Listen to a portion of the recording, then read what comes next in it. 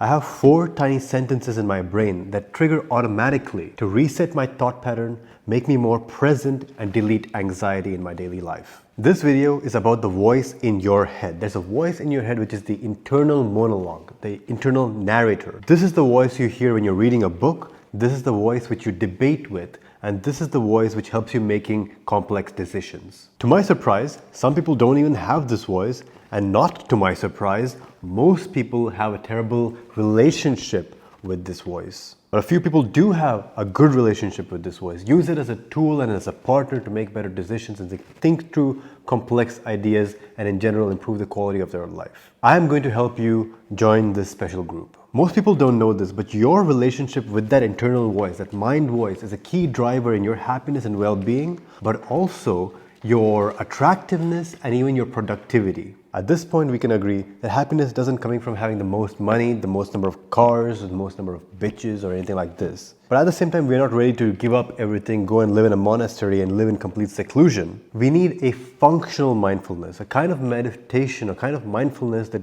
is with you throughout the day and is responsible for destroying negative thoughts without taking us off our focus into actually achieving the things that we want to achieve. Many YouTubers have talked about the flow state, a state in which your mind kind of goes blank, you're completely in the conscious, you're working really hard at your project, or maybe you're doing physical activity like a sport. This is not about that. This is a functional mindfulness while you're not meditating, you're not in a flow state, you're just going about your regular life. Many people, even very wise people, assume that the voice in the head is kind of an enemy, kind of something which you need to suppress or delete in order to live a fulfilling life. I don't see it this way.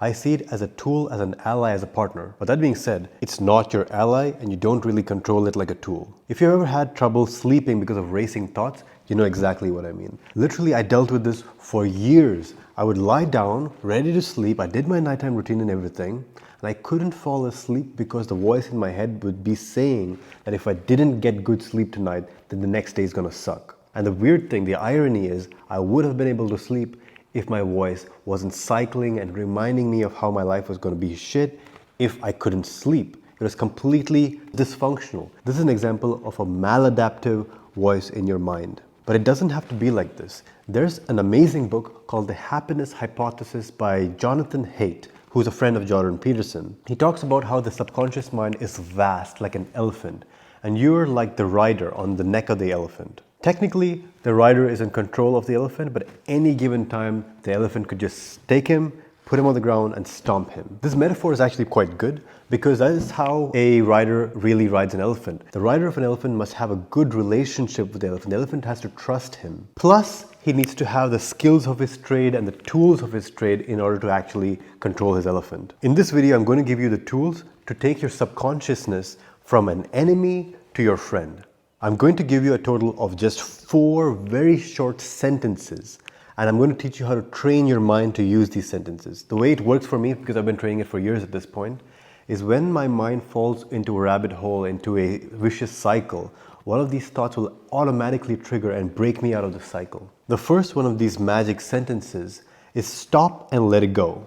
And I say this in my mind in a kind of like a humorous, light-hearted manner, stop and let it go. And this plays in my mind whenever I get stuck or I'm hung up on something from the past, a regret from the past. For example, there was this one hazel-eyed girl who I fumbled years ago at this point, but I still have hang-ups and regrets about this. So whenever I do catch myself thinking about that and what I could have done different or something like this, immediately my mind will come up with the thought, just stop and let it go. Because I can't do anything about that anymore. That ship has sailed. So all I can do right now is stop and let it go. Before I give you these other 3 sentences, I want you to understand how this works. I didn't come up with all these 4 sentences at the same time, and I didn't practice them all at the same time. I did one at a time depending on what was necessary in my life. At a time in my life in which I was really hung up about this girl, I would practice stop and let it go. Of course, it doesn't only work for that one situation, it works for multiple situations, but it was created for that purpose. If you have constant hang-ups about the past, whether it's a girl or something else, it doesn't matter,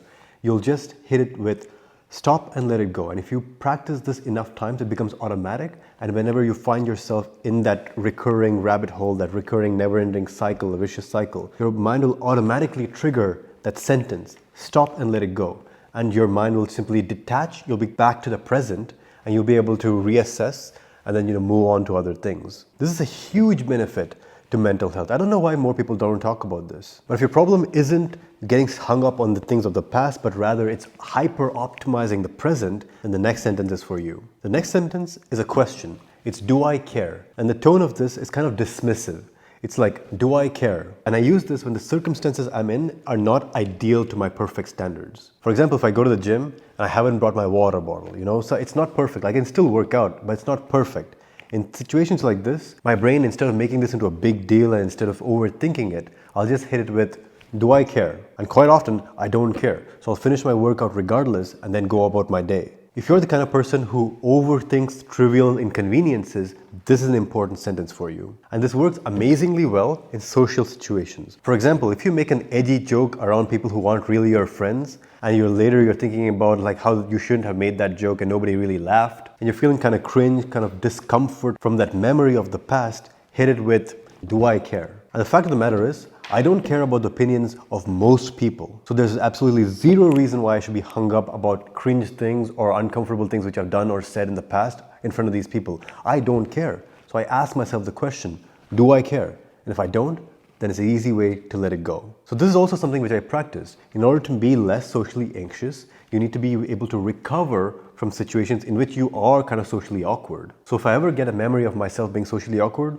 do I care? And often I don't care. So I move on pretty easily. Understand this, these subroutines, right? These special sentences which I'm giving you, for me, they trigger automatically. As soon as I get caught in a trap, if I'm overthinking about this awkward thing which I made, automatically the thought will pop in my head, do I care? And I'll let go of the burden, let go of that awkward thought. And this is hugely beneficial for my overall well-being and just happiness in general. The next sentence is, what is done is done. And this is said with a tone of arrogance and finality. It's like, what is done is done. And you use this when you're thinking about decisions which weren't optimal. What I mean is, if you've ever made decisions and you found that your decisions weren't perfect, which everybody has made bad decisions, and you're constantly having thoughts of, I should have done this because of this, or I should have done this because I should have known better, etc., then you gotta hit it with, what's done is done. The truth of the matter is, quite often, it's better to make a bad decision than not making a decision at all. In fact, they teach this to every single army officer across time and across space. From the cavalry commanders of Napoleon to US Marine Corps, every single officer is taught that sometimes you just gotta make a decision and then work with it rather than be sat there and getting shot at. So everybody has made bad decisions. That's fine. You have to rise above the occasion and keep moving and make new decisions, because that old decision is already gone.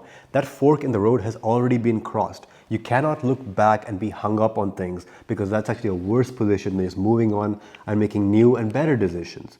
So you gotta hit bad decisions which you've made, which you're having regrets about, with what's done is done.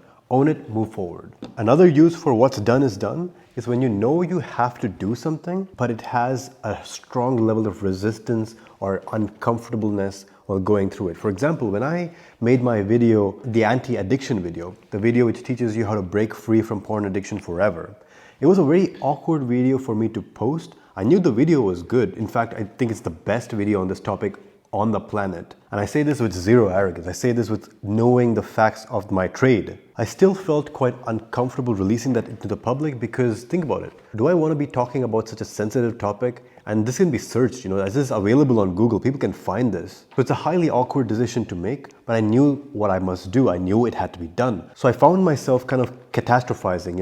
I found myself kind of hung up on this. I wasn't able to click the make public button on the back end of YouTube. So finally I decided my morals and principles are in alignment. I should just hit the button and then deal with the consequences.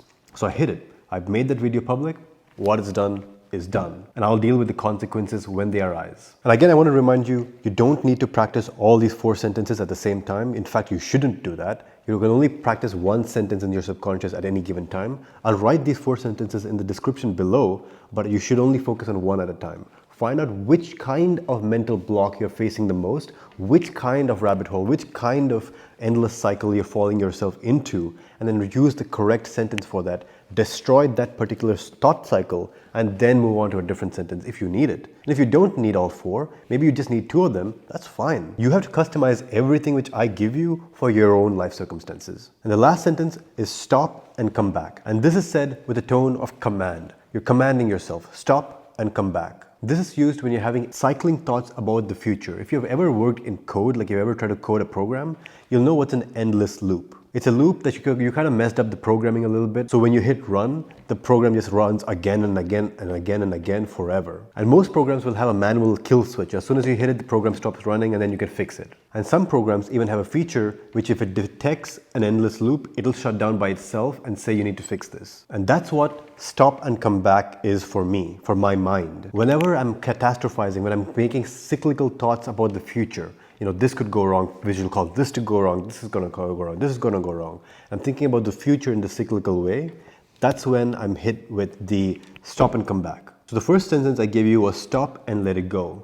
That's about the past. When you have things in the past that you can't control it because it's already in the past, you stop and let it go. When you have thoughts about the future, you're trying to figure out what's going to happen in the future and how best to handle it, and you're just going around in circles, you got to say stop and come back. This is going to help you break the cycle, come back to the present, and then actually reassess the situation and then move forward. I suggest that the 4 sentences which I've given you, use them exactly word for word I've given you, because you've heard me say those words so many times in this one video that they already have a resonance in your mind. They already have some kind of connection with your subconscious. You might as well just build on those, practice those, and use them whenever you're having cyclical thoughts. What I'm teaching you is essentially a meditation technique called labeling. I've taken that technique and made it more practical so that you can use it even when you're not meditating. So what you're essentially doing, like if you look at what's going on, is when you have a cyclical thought pattern, your mind instantly recognizes that, labels it, and as soon as you label it, it becomes powerless and inefficient, and so you can keep it aside,